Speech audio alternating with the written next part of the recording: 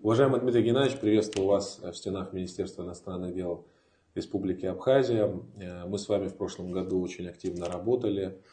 Хочу выразить вам благодарность за поддержку нашей молодежи, наших абитуриентов. Это чрезвычайно важно. Наша молодежь действительно стремится к получению высококачественного образования в Российской Федерации.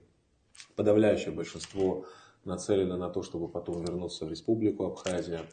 Поэтому для нас молодежь – это большая надежда молодежи и образования. Я хочу в вашем лице выразить благодарность всем сотрудникам представительства Россотрудничества. Ну и, разумеется, в лице Евгения Александровича, нашего товарища, всем сотрудникам центрального аппарата, которые оказывают нам большую поддержку. В этом году тоже много, разумеется, обращений поступает, в том числе и от чувствительных категорий наших людей. Это и дети погибших в специальной военной операции, это дети действующих участников в специальной военной операции, ветеранов СВО.